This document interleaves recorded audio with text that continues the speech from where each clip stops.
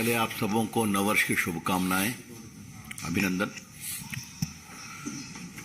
मित्रों, आज एक बहुत ही महत्वपूर्ण मामले में प्रेस से बात करने हम यहां उपस्थित थे अपने दोनों मित्रों के साथ, आरपी सिंह और के शर्मा। आज सुप्रीम कोर्ट का एक बहुत ही महत्वपूर्ण फैसला आया है, जिसमें उन्होंने 2016 के नरेंद्र मोदी सरकार के ऐतिहासिक फैसले, जिसमें 500 और 1000 के नोट को डिसर्कुलेट किया गया था, डिमोनेटाइज किया गया था, उसकी वैधानिकता को चुनौती देने वाले सारे याचिकाओं को अस्वीकार कर दिया है।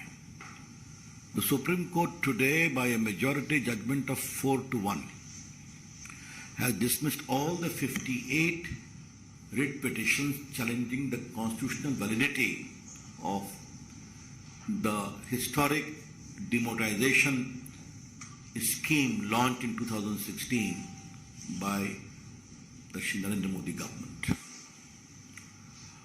बहुत उसमें लंबी बहस की गई। आज जजमेंट फाइनली तो अपलोड अभी होना बाकी है, लेकिन जो हम लोगों ने मालूम किया है उसके आधार पर 2-3 बातें बड़े विश्वास के साथ कही जा सकती हैं। पहला, कि this whole exercise was done for a valid cause, namely removing fake currency, containing terror funding, black marketing etcetera.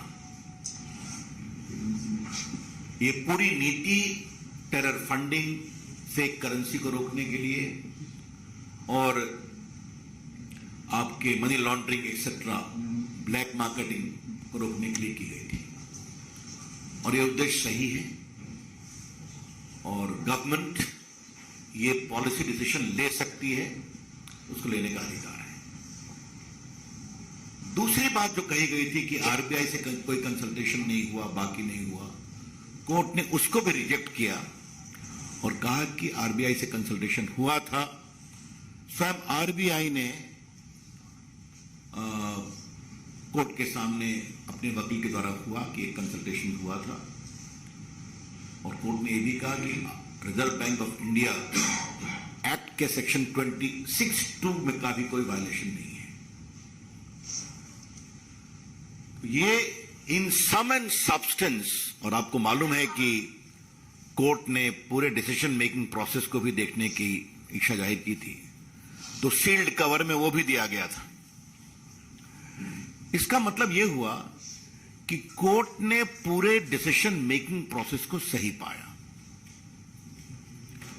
The honourable Supreme Court by a majority judgment found the entire decision making process to be fair and reasonable.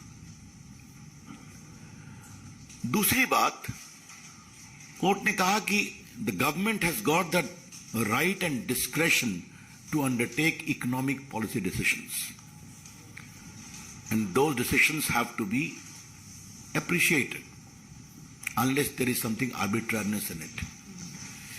ये जो बात कही गई थी तो court ने इसको भी स्वीकारा। एक माननीय न्यायमूर्ति जस्टिस नागरत्ना ने डिसेंटिंग जजमेंट दिया है, लेकिन आपको मैं बताना चाहूं उन्होंने भी क्या कहा है। The policy was well intentioned. I want to seriously emphasize upon that कि इस पॉलिसी की नीयत और नीति ठीक थी। It was well intentioned. उन्होंने कहा है कि 26(2) के अंतर्गत यह नहीं होना चाहिए, आवश्यकता हो तो कानून लाना चाहिए।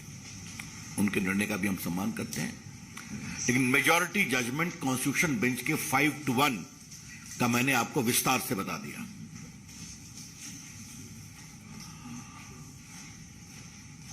आज मुझे पार्टी के राष्ट्रीय मंच से कुछ गंभीर पॉलिटिकल सवाल उठाने हैं।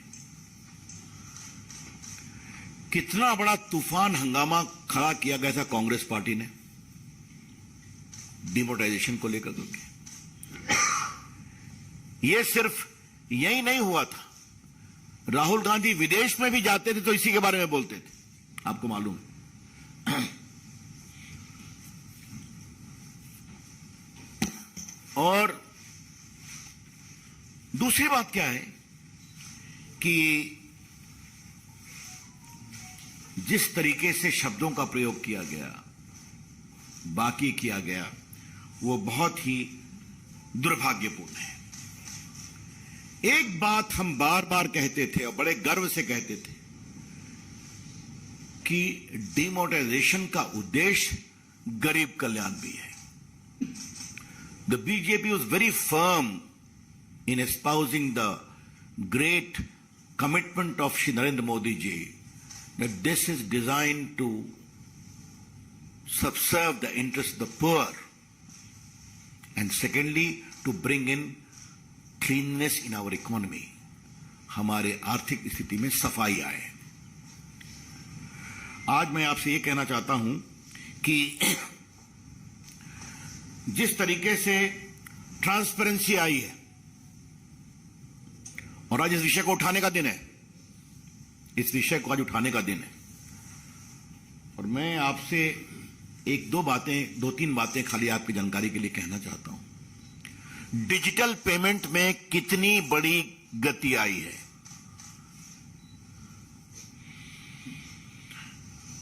अक्टूबर 2022 यानी सिर्फ 1-1.5 महीना पहले भारत में 730 करोड़ डिजिटल ट्रांजैक्शन हुआ,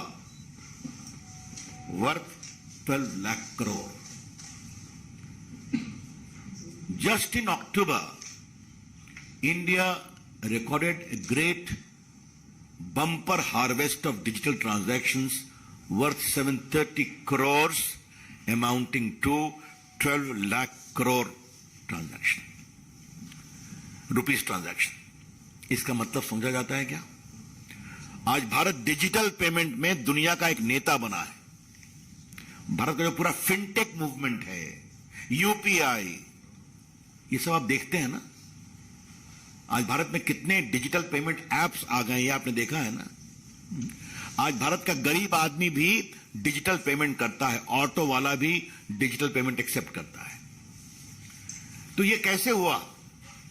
ये हुआ नोटबंदी के बाद, जो डिजिटाइजेशन ऑफ डिजिटल इंडिया में कंट्री को आगे बढ़ाया गया, ये उसका कारण है।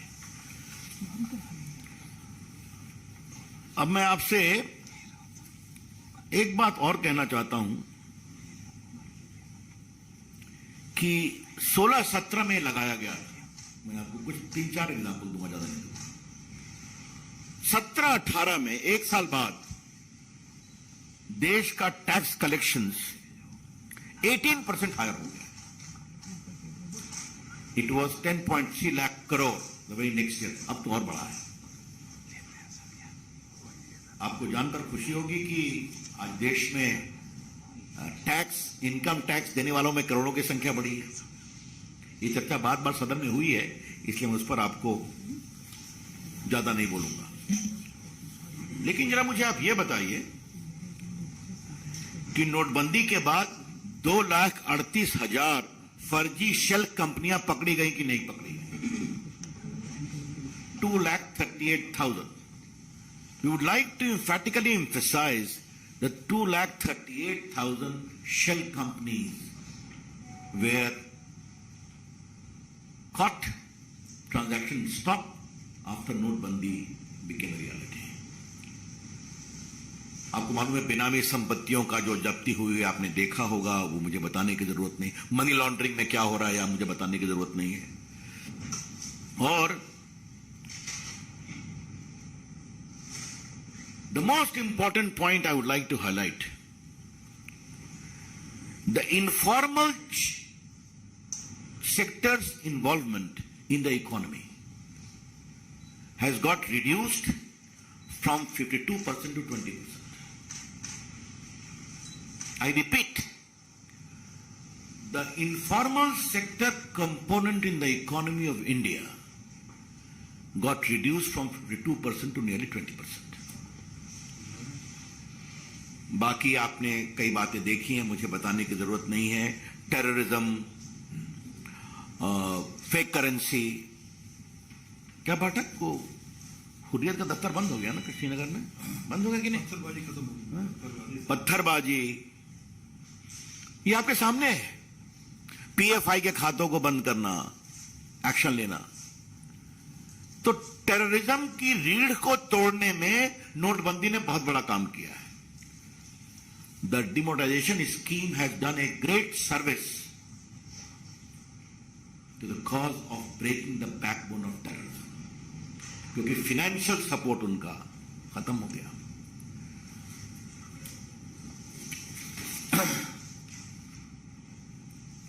और इसीलिए if I can put it in very frank term, demonetization policy is the biggest blow to terrorism. And I say so with full sense of responsibility.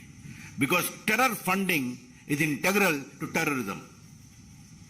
आतंकवाद को बढ़ाने के लिए आतंकवाद की फंडिंग बहुत जरूरी है। और हमने गरीबों की बात कही थी। आज आपने देखा ना कि 2.33 करोड़ बैंक अकाउंट खोले गए हैं गरीबों के। डायरेक्ट बेनिफिट ट्रांसफर में कितना, जनधन अकाउंट में कितना फायदा हुआ, ये सब आपको जानते हैं। मुझे आज इसको विस्तार से बताने की जरूरत नहीं है। कभी होगा तो हम उसकी चर्चा करेंगे।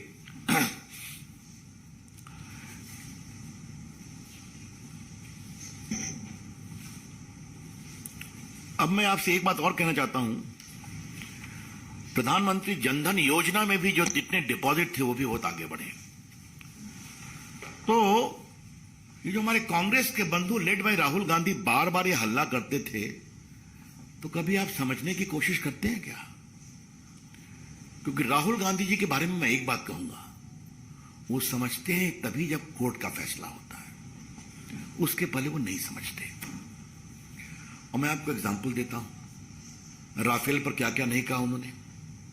19 का पूरा चुनाव जिस तरीके से उन्होंने हमारे प्रधानमंत्री के बारे में अपशब्द शर्मनाक कहे, उसको हम रिपीट नहीं कर सकते हैं। देश जनता ने जवाब दिया। जब सुप्रीम कोर्ट का फैसला आया तो ठंडे हो गए। और याद करिए, इन लोगों ने मिडिल मैन किकबैक्स को प्रोत्साहन देने के लिए भारत की वायुसेना को वर्षों तक नया प्लेन नहीं आने दिया था। डिमोनेटाइजेशन का तो हाल आप जानते ही हैं। टुडे आई वांट टू से with full sense of responsibility that Congress party in its own way promoted and protected informal economy elements in the country. और ये बात हम बड़ी जिम्मेवारी से कहना चाहते हैं। और पूरे पिछले 11 साल में जो कुछ हुआ, इस पर हम कई बार आपसे चर्चा कर चुके हैं, तो आज उसको बताने की आवश्यकता नहीं है। हमने कई बार बार बार आपसे कहा है कि किस तरीके से फैसले लिए गए पूर्व की सरकारों के द्वारा, ये आपने देखा होगा। तो एक बात आपको हम और बताना चाहते हैं। मैंने बताया डीबीटी में या पीएमजीवाई में या आपके पब्लिक डिस्ट्रीब्यूशन सिस्टम में जो पूरा हम लोगों ने प्लग किया, वो तो अपनी जगह ही है। लीकेज को डिजिटल पेमेंट से, आधार लिंकेज से आपने देखा है। एक बात मैं आपसे और कहूंगा कि सिर्फ हम डिमोनेटाइजेशन पर ही नहीं रुके। हमने 2015 में black money, undisclosed foreign income and asset imposition of tax act भी बनाया था। I repeat, black money, undisclosed foreign income and assets and imposition of tax act. आपको जानकर आश्चर्य होगा कि इस कानून के अंतर्गत 62,250 करोड़ अनडिक्लेयर्ड इनकम टैक्स के सामने आया। 65,250 crore of previously undeclared income. तो हमारा खाली कहना यह है कि ये जो कुल बातें आपके सामने आई हैं, इस पर संसद में भी बहुत कहा गया है। तो इसके मोटे बिंदुओं को मुझे आपके सामने इंश्योर करना था। और आज सुप्रीम कोर्ट ने जो फैसला किया है वो एक बहुत ऐतिहासिक फैसला, उसका हम सम्मान करते हैं। और ये फैसला देश हित में है और एक देश हित में किए गए फैसले को कोर्ट ने सही माना है।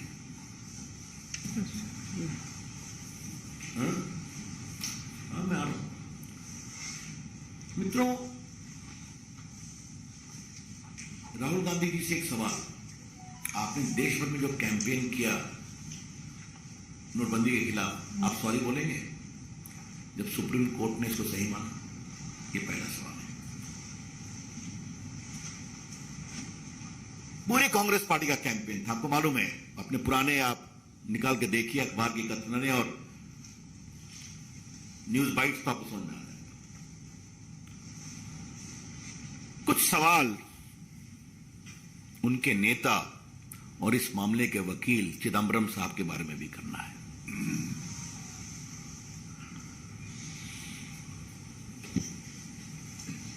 मेजॉरिटी जजमेंट पर खामोश है।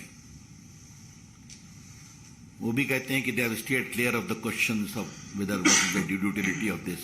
ठीक है, but very interesting, minority judgment. We are happy that the minority judgment has pointed out the illegality and the irregularity in the demonetization. It may only be a slap on the wrist of the government, but a welcome slap on the wrist. वाह भाई वाह चिदम्बरम साहब। I repeat, it may only be a slap on the wrist of the government, but a welcome slap on the wrist. क्या बात है चिदम्बरम साहब, आप तो बहुत काबिल वकील हैं, वित्त मंत्री रहे हैं, सीनियर एडवोकेट हैं। मेजॉरिटी जजमेंट जिसने सब सही माना उस पर खामोश, और माइनॉरिटी को कहते हैं हमें थप्पड़ लगा, भले ही कलाई पे लगा। नॉर्मली मैं बोलता नहीं हूं मित्रों, लेकिन आज मुझे एक चीज बोलने की इच्छा है। चिदम्बरम साहब बड़े वकील हैं, उनका अधिकार है। वो कांग्रेस पार्टी के नेता हैं, ये भी उनका अधिकार है। वो सांसद है, संसद में बोलने का भी अधिकार उनका अधिकार है। But Mr. Chidambaram, today I would like to gently remind you about one golden principle. Eminent peers of the legal profession have gently told us about a salutary rule of our profession. And that is, if you take up a matter inside the parliament or very openly politically, you should resist from taking the matter professionally. Chidambaram साहब ने खूब भाषण दिया सदन में, उनका अधिकार है। खूब धरने पर भी बैठे, उनका अधिकार है। और फिर कोर्ट में भी भाषण दिया और उसके बाद यह भी कहा कि स्लैप लगा दिया। मुझे याद है Fali Nariman, an eminent don of our profession, Rajya Sabha में बैठा हुआ था। उनका एक सवाल था, मैं उठ के कहा, चेयरमैन सर, इस पर मैं कोर्ट में बहस करने वाला हूं, इसलिए मैं अब सवाल नहीं पूछूंगा। आप में से बहुत वरिष्ठ मित्रों को याद होगा कि अरुण जेटली या जब हम लोग पार्टी के प्रवक्ता थे, वो तो हम लोग के बहुत सीनियर लीडर थे, तो देखिए रवि, मैं इस पर केस बहस कर रहा हूं, इसका तू प्रेस कर ले। मुझे याद है कि जब मैं राम जन्मभूमि का केस बहस कर रहा था इलाहाबाद हाई कोर्ट में, मैंने राम जन्मभूमि के मामले पर पब्लिकली बोलना बंद कर दिया था। चिदम्बरम साहब, कभी कभी आपको लगता है कि पेशे की इस पुरानी वेल एस्टैब्लिश तहजीब आपको याद कराई जाए। आप माने या नहीं माने तो आपका अधिकार है, but surely I condemn outright your comment on the minority judgment against the government. This is completely scandalous to say the least. You don't read the judgment properly. You don't read the judgment fully. You ignore with impunity the majority judgment and pick up the judgment of the minority honorable judge to say these kinds of uncharitable comment, unfair, improper, condemnable. ये मैं अवश्य कहना चाहूंगा। जबकि जैसा मैंने बताया, minority जज ने स्वयं कहा था, the intention, it is a well-intentioned policy. That's all from my friends. Thank you. I am open for questions. Ravi ji Pawan Khera पहले कांग्रेस के तरफ से एक ही प्रपोज किया जा रहा है कि आउटकम को लेकर आगे डिसीजन कुछ नहीं करेगा, सिर्फ प्रोसेस को लेकर। तो अजीब बात कर रहे हैं, कोर्ट में आप काहे के लिए जाते हैं? ये तो मैं कांग्रेस के लोगों पर क्या बोलूं, थोड़ा सा लिख पढ़ करके बोला करें ना। कोर्ट के सामने कोई पॉलिसी जाती है तो कोर्ट क्या देखती है? क्या यह पॉलिसी असंवैधानिक है? नंबर एक। क्या इसकी प्रक्रिया में कोई विसंगति है? नंबर दो। क्या यह आर्बिट्ररी है? तो कोर्ट ने सब पाया कि सही इंटेंशन है। तो उनके नेता लोग तो सदन में इसके गुना भाग बहुत करते रहे हैं ना 4 साल में, और जवाब भी मिलता रहा है, आगे भी मिलेगा। रवि जी पवन खेड़ा जी ने बयान दिया, उन्होंने कहा कि नोटबंदी के फैसले से सभी सेक्टर बर्बाद हो गया, लाखों में नौकरियां चली गई। अगर हिम्मत है तो प्रधानमंत्री जी एक प्रेस कॉन्फ्रेंस करके दिखाएं। देखिए ऐसा है, मैं आपसे एक ही बात कहना चाहूंगा कि इस तरह की टिप्पणियां उनकी होती रहती हैं। हमने इसके कंक्रीट फायदे आपको दिखा दिया, कैसे इससे टेररिज्म की फंडिंग, फेक करेंसी, आपके फिक्टिशियस फेक कंपनीज, इसका नियंत्रण हुआ। मैंने बताया कि कैसे इकोनॉमी फॉर्मलाइज हुई, आज भारत में स्टार्टअप मूवमेंट बढ़ा, डिजिटल पेमेंट बढ़ा। अब ये सब नहीं देखते हैं तो छोड़ दीजिए। एमएसएमई के लिए हम लोग बहुत कुछ कर चुके हैं, और पूरा जो कोरोना काल है आपने देखा होगा, उसमें डिजिटल पेमेंट ने क्या काम किया। वैसे आज मैं उनको एक चीज दिखाना चाहूंगा।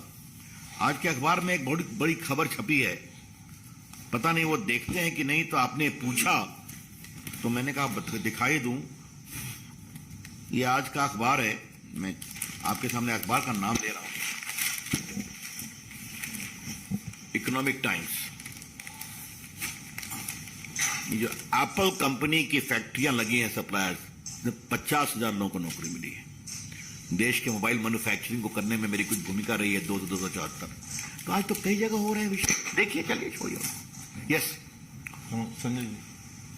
रवि जी मेरा एक सवाल है, बीजेपी के वरिष्ठ नेता हैं सुशील कुमार मोदी, पार्लियामेंट में उन्होंने सवाल खड़ा किया था कि 2,000 रुपए का जो नोट है वो बंद करना चाहिए, क्योंकि नोटबंदी का जो मकसद था उसको ये 2,000 का नोट। मैं यहां पर पार्टी का विचार आज के निर्णय पर देने के लिए बैठा। मित्र सुशील मोदी ने एक सांसद के रूप में जो टिप्पणी की है उसको मुझे टिप्पणी नहीं करना है। तो आज आपने कहा कि माफी मांगनी थी राहुल गांधी को, और कांग्रेस पार्टी पूरी इस पूरे कैंपेन के खिलाफ थी, जो नोटबंदी को लेकर उन्होंने किया था, सरकार के फैसले को गलत कराया था। अब जो सुप्रीम कोर्ट का फैसला आ गया, उनके जो प्रतिक्रिया आ रही वो तो ठीक उलट है, माइनॉरिटी जजमेंट को हाईलाइट कर रहे हैं, तो माफी कहाँ मांग रहे हैं? तो आप ये क्या समझते हैं कि कांग्रेस पार्टी कभी हमारी बात का समर्थन करेगी? ये कभी सोच लिया है आपने? बार बार बातें समझाई गई हैं, हर में हारते हैं। जो कांग्रेस पार्टी के मित्र सवाल कर रहे हैं, मैं उनको बहुत विनम्रता से कहूंगा, पॉलिसी का गुण और दोष का विचार सदन के पटल पर होता है। आपने भी अपनी बात कहते हैं, हम भी अपनी बात कहते हैं, क्योंकि हमारी जिम्मेवारी सदन के प्रति होती है। कोर्ट के सामने निर्णय की प्रक्रिया, क्या यह आर्बिट्ररी है, क्या इसका कोई मकसद है, क्या संवैधानिक मानदंडों के खिलाफ है, इस पर विचार होता है। I repeat, courts are meant to adjudicate whether the decision making process is fair, is it violative of any constitutional provision, does it have a proper objective, and is it arbitrary. तो ये तो विचार वहां हुआ। तो इस पर भी वो टिप्पणी कर रहे हैं, तो मैं इतना ही कहूंगा, थोड़ा होमवर्क करने की जरूरत है। Sir, as you said that Rahul Gandhi should come and apologize, because there was a campaign by the Congress party throughout all these years that demonetization was copied on the economy. But today Congress party is coming out and they're saying they're not talking about the objectives. They're putting out selective court arguments, and they're saying it's not about the objective, it's about the consequences. And again, they are putting it, they have come up with a press conference. But do you think after all this, all the allegations that have been leveled by Congress party will come to rest or not? देखिए, Congress party गरीब विरोधी है। Demonetisation का सबसे बड़ा फायदा देश के गरीबों को हुआ है।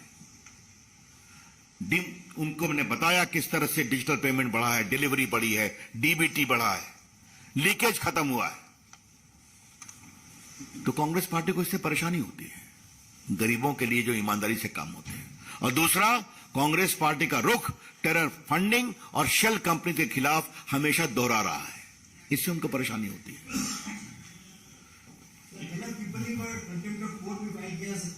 चलिए, हाँ, सर, नीतिगत फैसलों पर पिछले कुछ सालों में देखें तो कोर्ट जाने की एक प्रवृत्ति बढ़ी है कुछ खास लोगों में, तो क्या उन लोगों के लिए भी सबक है कि इस तरह देखिए, कोर्ट ने कई बार पीआईएल पर स्वयं टिप्पणी की है।